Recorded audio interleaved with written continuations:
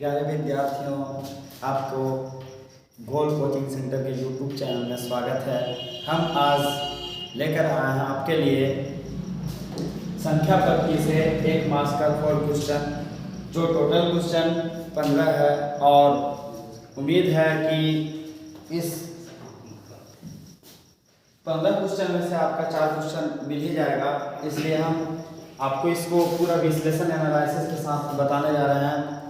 इसलिए आप इसको गौर से देखें और बनाने का प्रयास करें। इस फॉर्मेट का क्वेश्चन जो भी है आपको एग्जाम में देखने के लिए मिलेगा। देखिए, पहला जो है क्वेश्चन कह रहा है कि निम्न में से कौन अपरिमेय संख्या नहीं है।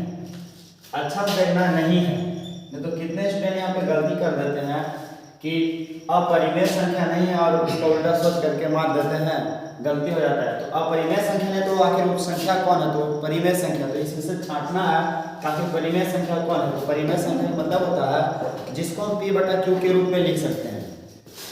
तो p/q के रूप में लिखते हैं उसको हम परिमेय संख्या कहते हैं। देख सकते हैं कि √7 ये एक अपरिमेय संख्या, तो ये होगा नहीं। इसके बाद 2√2/√5 ये भी हमारा अपरिमेय संख्या, तो ये भी होगा नहीं, तो ये भी गलत है, ये भी गलत है। इसके बाद आप देख रहे हैं कि सी ऑप्शन में हमारा √3/√7 है, तो ये भी हमारा अपरिमेय संख्या, तो ये भी नहीं होगा। लेकिन आप यहाँ पे देख सकते हैं कि जो ऑप्शन नंबर डी है वो आपका जो है टूटेगा। तोड़ करके इसको हम बनाएंगे, हल करेंगे, तो किस रूप में लिख सकते हैं। तो इसको हम लिख सकते हैं 25 गुने 3, इसको लिख सकते हैं हम 16 गुने 3। जब सॉल्यूशन करेंगे हम इसको तो ऊपर में हो जाएगा √3 गुने 5 और नीचे हो जाएगा, क्योंकि 25 का वर्गमूल कितना मिलता है 5 और 16 का वर्गमूल कितना मिलता है 4, और यहाँ पे √3 कटेगा तो मिलेगा क्या हमको 5/4। तो यह हमारा हो गया p/q के रूप में। अतः हम इसको जो है क्या लिख सकते हैं, परिमेय संख्या के रूप में लिख सकते हैं। इससे हमको ये ऑप्शन नंबर पता चल रहा है कि ऑप्शन नंबर डी जो है हमारा अपरिमेय संख्या नहीं होकर के क्या है, परिमेय संख्या। इसलिए ऑप्शन नंबर डी सही है। चलिए दूसरा क्वेश्चन देखते हैं। कह रहा है कि 3 + 2√5 है, तो क्या है। तो अभी हम तुरंत बताएं कि जो रूट के रूप में रहता है जिसका वर्गमूल नहीं मिलता वो क्या होता है, अपरिमेय संख्या होता है। तो हम यहाँ पे देख रहे हैं कि 3 है प्लस में है 2√5, तो √5 क्या हमारा अपरिमेय संख्या है। तो फिक्स है कि हमारा ऑप्शन नंबर ए सही है। क्या है, अपरिमेय संख्या। आगे बोल रहा है पाई है, क्या है, परिमेय संख्या, अपरिमेय संख्या, पूर्णांक संख्या, इनमें से कोई नहीं। तो आप जानते होंगे कि पाई हमारा जो है कहा जाता है कि पाई जो है अपरिमेय संख्या। क्या है, अपरिमेय संख्या। जब हम पाई का मान लेते हैं 3.1415 इस रूप में आता है, तब जाकर इसको हम अपरिमेय संख्या बोलते हैं। लेकिन जब हम पाई का मान यही 22/7 के रूप में लेते हैं तो इसको हम क्या बोलते हैं, परिमेय संख्या के रूप में बोलते हैं। 22/7 हमारा परिमेय संख्या है, जबकि 3.14 पाई को बोलते हैं तो क्या है, अपरिमेय संख्या। आखिर ये कैसे होता है, तो इसका मुख्य कारण है कि जब हम 7 से इसमें भाग देंगे तो भाग देने के बाद आएगा हमारे पास, देखिए हम भाग देकर के बता दे रहे हैं। 7 से जब हम भाग देंगे तो डिवाइड करेंगे तो 7 या 21, 1 बचेगा, दशमलव से 0, 7 कम 7, 3, दशमलव से 0, 7 चौके 28, फिर डिवाइड करेंगे बचेगा 2, 0, 7 दूनी 14, बचेगा 6, 0, 7 8 56, 4, 0, 7 बचे 35, बचेगा 5, 0, 7 7 49, बचेगा कितना 1। देखिए फिर वही हम आ गए, तो देख रहे हैं कि हमारा जो ये संख्या 3.142857 बार बार रिपीट हो रहा है।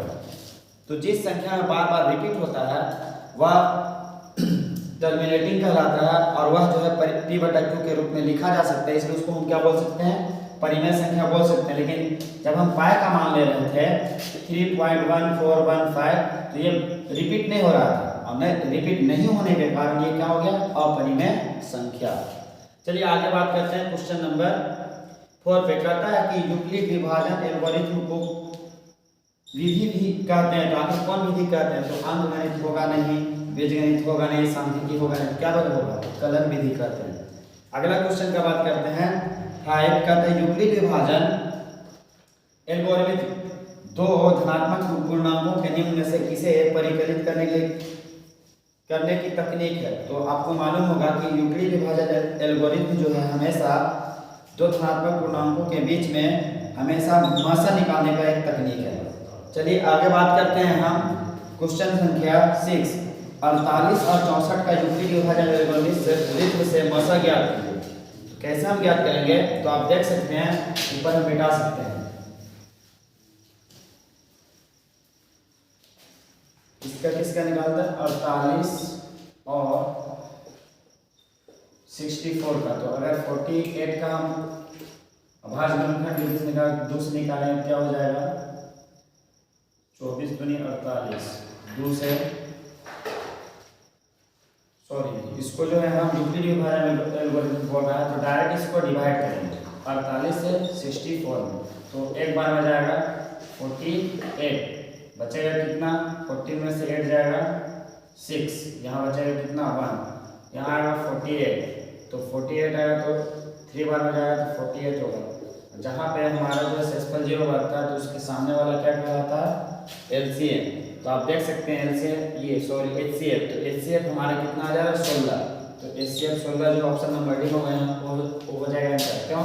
क्योंकि हम जानते हैं ए बराबर क्या होता है? BQ plus are. ए का मान हमारा 64, बी का मान कितना है? 48 गुने आर का मान कितना है? 16। अगर हम आगे बात करें तो यहाँ पे हमारा 48 इज इक्वल टू यहाँ पे हो जाएगा हमारा 16 इंटू 3 प्लस 0। जहाँ से इस पर 0 मिलता है तो उसके पहले वाला भाग हमारा क्या कहलाता है? HCF। इसलिए क्वेश्चन नंबर 6 का ऑप्शन नंबर डी हमारा सही है।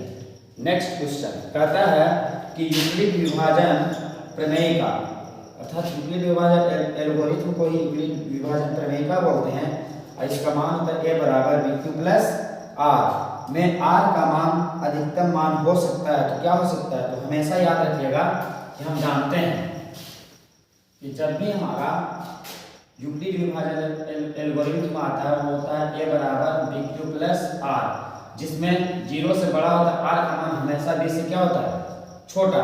तो b से छोटा होने का मतलब है तो देख लीजिए b से छोटा तो b से हमेशा कितना होता है? 1 कम। तो हम बोल सकते हैं b से हम 1 कम। तो जैसे मान लीजिए r का मान हम लेते हैं 0 1 2 3। तो हमेशा b इसमें जो है r का मान क्या लिया जाता है? b से 1 कम लिया जाता है। इसका ऑप्शन नंबर जो है b सही है। नेक्स्ट क्वेश्चन बात करते हैं। कह रहा है कि 4 का घन किस रूप में लिखा जा सकता है? तो 4 का घन आप लोग जानते हैं क्या होता है? 4 का घन 64 होता है। तो अब देखना है इस ऑप्शन में कि 64 को हम इसमें से किस रूप में लिख सकते हैं। तो आपको मालूम होगा कि 9 7 होता है 63। तो आप देख रहे हैं कि 9 है और इसमें कितना हम ऐड करेंगे कि 64 होगा तो प्लस 1। तो इसको हम 9 क्यूब और प्लस 1 लिख सकते हैं। तो इसमें ऑप्शन नंबर कौन हो सकता है? ऑप्शन नंबर डी, क्योंकि ये 9 है और इस 7 के लिए किसका प्रयोग किए हैं हम? क्यू का। 7 के लिए किसका प्रयोग किए हैं? क्यू का। नेक्स्ट क्वेश्चन का बात करते हैं। ऑप्शन नंबर दिया हुआ है ABC के रूप में जो है क्वेश्चन नंबर 9 में कहा निम्न में यूक्लिड विभाजन प्रमेय का है। हम बार बार ये कह रहे हैं कि यूक्लिड विभाजन प्रमेय का तो हमेशा किस रूप में लिखते हैं? ए बराबर BQ प्लस आर। तो देखिए ऑप्शन नंबर कौन सही होगा? ऑप्शन नंबर ए सही होगा। चलिए आगे बात करते हैं। 2 क्रमिक सम संख्याओं का HCF क्या होगा? तो आपको मालूम होगा कि सम संख्या आपको कहां से स्टार्ट होता है? 4 से। 4 और क्या है? 6। तो आप जान सकते हैं कि 4 और 6 जो है हमारा 2 सम संख्या है। क्रमिक का बात क्या था? लगातार। तो अब हमारा लगातार 2 सम संख्या क्या है? 4 और 6 है और इसी का HCF पूछा। तो HCF निकालने के 2 तरीका है। एक तो डिवाइड करके ये ला सकते हैं इससे 4 से 6 में। तो 4 से 6 में भाग देंगे तो 4 बचेगा 2, यहाँ आ जाएगा 4 2 से डिवाइड करें 2 बार में तो आएगा 4, कट जाएगा शेष पर। तो देख रहे हैं कि आपका एलसीएम कितना मिल रहा है, दो। ऑप्शन नंबर कौन होगा, बी सही। या इसको ऐसे भी बना सकते हैं गुणनखंड विधि से, 4 को 2 से हम डिवाइड, ये गुणनखंड के रूप में करें तो 2 दूनी 4, 2 से 2 एकम 2, तो 4 को हम लिख सकते हैं 2 into 2। इसके बाद 6 को देखेंगे तो 6 को हम 2 से करेंगे तो 2 3 कितना होगा 6, तो अब 3 से करेंगे तो 3 1 जा 3।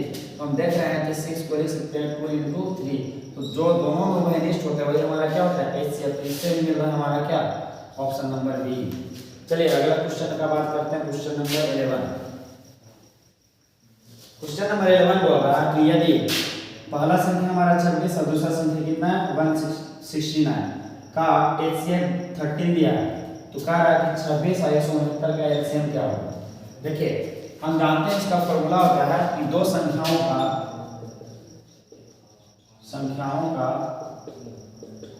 गुणनफल बराबर क्या होता है एलसीएम इनटू एचसीएफ।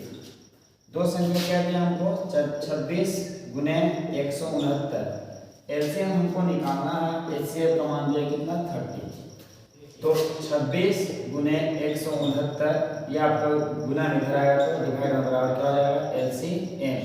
13 से 13 कम 13, 13 दूनी 26, तो 2 से अगर हम गुना करते हैं 169 कितना आएगा 2 9 18, 2 6 12 आवे 13, 2 1 2 आवे 3, 338। को ऑप्शन में दिख रहा है सी में 338, तो ऑप्शन नंबर कौन हमारा सही हो जाएगा सी। चलिए अब क्वेश्चन बात करते हैं हम, क्वेश्चन नंबर 12 कह रहा है कि दो संख्याओं का एचसीएफ 25 है और एलसीएम 50 है, तो संख्याओं का गुणनफल क्या होता है यही है क्वेश्चन। ये दिया था इस में, इसका उल्टा ये दिया हुआ। पहले तो संख्या दिया था, एक एचसीएफ दिया था तो एलसीएम निकाल दिया, अगर एलसीएम दिया रहता तो भी एचसीएफ निकाल सकते कब, जब तो संख्या दिया रहता तब। लेकिन अगर में उल्टा क्या किया है कि एचसीएफ पहले दे दिया है, एलसीएम पहले दे दिया है, तो दो संख्या के गुणनफल ज्ञात करने के लिए बोल रहा था। यहाँ पे देख रहे हैं कि दो संख्याओं का गुणनफल बराबर क्या होता है एचसीएफ गुने एलसीएम या एलसीएम गुने एचसीएफ। तो एलसीएम का मान दे चुका है कितना 50, एचसीएफ का मान दे चुका है कितना 25, तो इससे गुना करेंगे 25 25 कितना होता है, तो अब गुण 25 के 5 5 गुने 10 और 2 12, 1250। तो ऑप्शन नंबर कौन सा हो जाएगा हमारा बी। चलिए अगला क्वेश्चन देखते हैं हम कि 3.57 है क्या है, परिमेय संख्या है, अपरिमेय संख्या है, पूर्णांक संख्या है, कोई नहीं है। तो हम जानते हैं कि इस तरह के जो संख्या मिलते हैं बार बार जो बार लगा होता है उसको हम बोलते हैं टर्मिनेटिंग फॉर्मेट, जिसको हम बोलते हैं अशांत आवर्ती, अर्थात एक ही संख्या बार बार आते हैं। कहने का मतलब कि 3.57 मतलब ये 57 57 57 अनंत आते रहेंगे, तो इसी को हम लिख लेते हैं 3.57 का बार, इसी को बोला जाता है टर्मिनेटिंग फॉर्म, अर्थात बार बार संख्या आता है। तो इस तरह का भी तुरंत फॉर्मेट बताया जाए किसमें पाई कि पाई का मान दो तरह से लिखते हैं, एक पाई का मान 22/7 लिखते हैं, जिसको हम क्या बोलते हैं परिमेय संख्या के रूप में। क्यों? क्योंकि इसका मान हम लाए थे तो बार बार क्या हो रहा था रिपीट हो रहा था, और रिपीट होता है तो उसको हम टर्मिनेटिंग फॉर्म बोलते हैं, और टर्मिनेटिंग फॉर्म हमेशा p/q के रूप में लिखा जाता है, इसलिए वह क्या होता है परिमेय संख्या होता है। जबकि इसी का मान हम लाए थे क्या पाई का मान 3.1415 इस रूप में, और ये रिपीट नहीं हो रहा था, तो रिपीट नहीं हो रहा तो इसको हम बोलते हैं नॉन टर्मिनेटिंग फॉर्म, अर्थात इसको हम बोलते हैं हिंदी में अशांत अनावर्ती। तो आप देख रहे हैं कि यहाँ पे ये बार बार रिपीट का चिन्ह दिखा रहा है, तो रिपीट होगा तो फिर से क्या होगा परिमेय संख्या होगा। चलिए अगला क्वेश्चन का बात करते हैं। 14 का कह रहा है कि 3/2 का पावर 7 गुने 5 का पावर 4 का दशमलव प्रसार शांत है या अशांत। तो हम जानते हैं कि जब भी 1/a का पावर ये m का पावर या a का पावर m गुने b का पावर n के रूप में होता है, तो या इसको हम बोल सकते हैं कि 2 का पावर m गुने 5 का पावर n का रूप होता है, तो वह जो है शांत होता है। तो आप देख रहे हैं कि 2 और यहाँ 5 क्या है मौजूद है, तो यह जो है हमारा 10 करोड़ प्रसाद क्या होगा, शांत होगा, क्योंकि ये थ्योरम कहता है कि जब भी फॉर्मेट मिलेगा हमको तो बिना डिवाइड किए हम इसमें क्या कर सकते हैं, मान सकते हैं कि नहीं ये हमारा जो दिया हुआ क्या है, शांत है। जबकि अशांत आवर्ती का बात करेंगे कि बार बार रिपीट होता है, लेकिन ये भी परिमेय संख्या होता है, लेकिन अशांत अनावर्ती जो है रिपीट होता है, लेकिन एक ही बार चीज रिपीट नहीं होता है, तो उसको हम क्या बोलते हैं, अशांत अनावर्ती बोलते हैं। चलिए अगला क्वेश्चन का बात करते हैं, जो आपके एग्जाम में जरूर ये देखने के लिए मिलेगा कि 140 को अभाज्य गुणनखंडों के गुणनफल के रूप में कैसे लिखा जा सकता है। तो आप देखिए 140 को लिखना है अभाज्य गुणनखंड के रूप में, तो 2 से डिवाइड करेंगे तो आएगा 70, 2 से करेंगे फिर तो आएगा 35, फिर 5 से करेंगे तो 7 आएगा। तो हम 140 को क्या लिख सकते हैं, 2 × 2 × 5 × 7, या ऐसे भी ये लिखा हुआ मिल सकता है 2 का पावर 2 × 5 × 7। तो आप देखिए ऑप्शन में ये है या ये है, तो अगर इस रूप में रहेगा तो इसको मानना है, इस रूप में रहे तो इस मानना। तो आप देख रहे हैं तो ऑप्शन में हमारा 2 × 2 × 5 × 7, तो ऑप्शन नंबर सी क्या हो जाएगा, सही। तो ये देख रहे हैं आप कि जो जैक बोर्ड है 2023 में मॉडल में बनाया है, वो ऑब्जेक्टिव के रूप में 4 क्वेश्चन लिया है और सब्जेक्टिव के रूप में एगो 2 नंबर में लिया, एगो 3 नंबर में। तो कुल मिलाकर के आपको जो है जैक इस वर्ष संख्या पद्धति से 9 मार्क्स पूछने जा रहा है, जिसमें 4 नंबर का ऑब्जेक्टिव था, जो 1 शॉर्ट वीडियो में आपको हमने एनालिसिस के साथ, एक्सप्लेन के साथ बताने का प्रयास किया है। इसलिए आपसे मेरा रिक्वेस्ट है कि इस वीडियो को जरूर देखें और देख करके अपना जो है तैयारी में अच्छा से अच्छा नंबर ला सकते हैं। और इस वीडियो को देखकर जरूर लाइक करें, सब्सक्राइब करें एवं शेयर करें। आज के लिए इतना ही, धन्यवाद।